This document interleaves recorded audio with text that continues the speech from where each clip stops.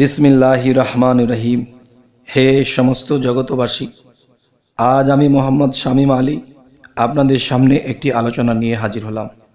सेई आलोचनाटी हलो, देखें এই পৃথিবীতে মানুষ মৃত্যুর যে কি যন্ত্রণা হবে এই কথাটা ভেবে মানুষ কেমন হয়ে যায়, নিজের প্রতি নিজে দুর্বল হয়ে যায় যে না জানি কপালে কি আছে, আমাদের মৃত্যুতে না জানি কত কষ্ট। তাহলে আমি বলবো, মৃত্যুতে যদি হয় কষ্ট তাহলে আমরা মানব জাতি বলে থাকি শ্রেষ্ঠ। আসলে মৃত্যুর কষ্ট কেন হবে? যদি শ্রেষ্ঠ হয়ে থাকি, আল্লাহ কি বলেছে? শ্রেষ্ঠ মানুষ কারা? আল্লাহ বলেছে নবী, রাসূল, ওলি, আউলিয়া এবং কামেল মুর্শিদ যারা আছে তারাই তো। তবে এখন কথা হলো যে অবশ্যই আমরা এই মৃত্যুর যন্ত্রণা থেকে আমরা রেহাই পেতে পারি। আল্লাহ কিন্তু এই 30 পারা কোরআনের মধ্যে অনেক জায়গাতেই এই ফয়সালা রেখেছেন।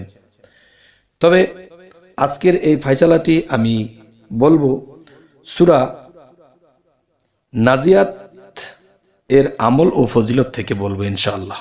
সেই কথাটি হলো, দেখুন, প্রত্যহ 21 বার করে এই সূরা নাজিয়া পাঠ করলে মৃত্যুর যন্ত্রণা এবং ভয়াবহ থেকে মুক্তি লাভ করবে। এবং দেখা যায় যে ইমানের সাথে ইমান সহি সালামতে থাকবে। আর একটি বিষয় হলো, মানুষ দুনিয়াতে যদি অনেক শত্রুর আক্রমণের মধ্যে পড়ে থাকে তাহলে সেই মানুষটি কিন্তু ঠিকমতো আল্লাহর ইবাদতটুকু করতে পারে না, বিভিন্ন বিপদ আপদের টেনশনে পড়ে থাকে। তাই বলবো কি, যে সূরা নাজিয়াত এর আমল ও ফজিলতের মধ্যে পাওয়া যায়, যদি কোনো মানুষ এই সূরাটি সকাল ও সন্ধ্যায় একবার করেও পাঠ করে তাহলে কি হবে? বিভিন্ন শত্রুর অনিষ্ট হইতে রক্ষা পাইবে এবং আল্লাহ তাকে নিজেই রক্ষা করবেন। তবে আমরা মৃত্যুর যন্ত্রণার জন্য আমাদের এতটা চিন্তা করতে হবে না। দেখা যায় প্রত্যহ 21 বার করে এই সূরা পাঠ করলে মৃত্যুর যন্ত্রণা লাঘব হবে এবং আরাম হবে এবং ইমান সহি সালামতে আল্লাহ আমাদেরকে ঠিক রাখবেন।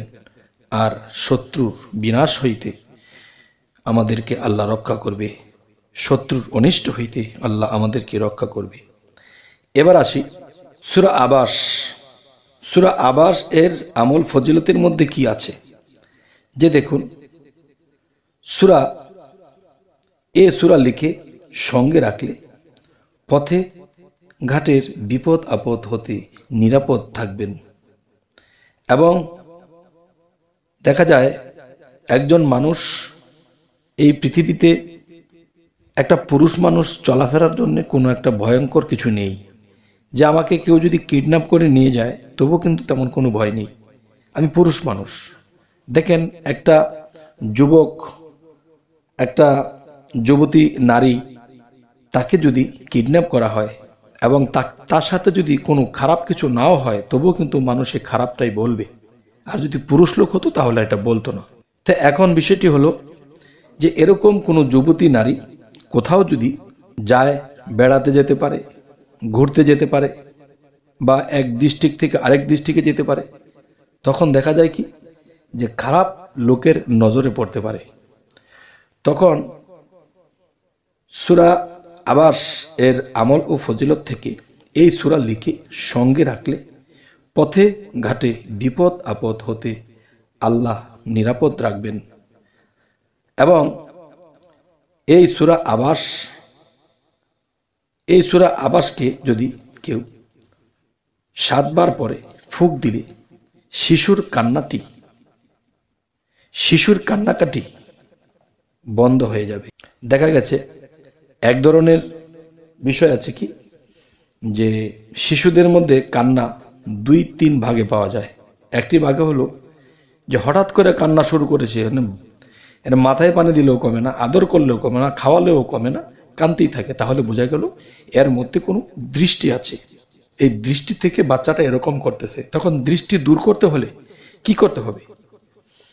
এবং কিছু কিছু বাচ্চা আছে এমনিতেই কাঁদে, আবার এমনি বন্ধ হয়, কিন্তু কিছু কিছু শিশুর কান্না সারাদিন কাঁদে। তাহলে এটার কি সমস্যা?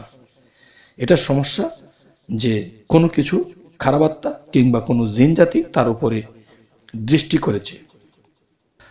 তাহলে এই জিনিসগুলাই বুঝতে হবে যে 7 বার করে ফুঁক দিতে হবে সূরা আবাস পরে, তাহলে সেই শিশুর কান্নাকাটির সমস্যা থাকবে না, সেই কান্না থেমে যাবে। তবে হে সমস্ত জগতবাসী, আমাদের এই চ্যানেলের আলোচনা যদি আপনাদের ভালো লাগে তো অবশ্যই সাবস্ক্রাইব করে রাখুন। পরবর্তীতে আবার দেখা হবে। সকলেই ভালো থাকবেন। আল্লাহ হাফিজ।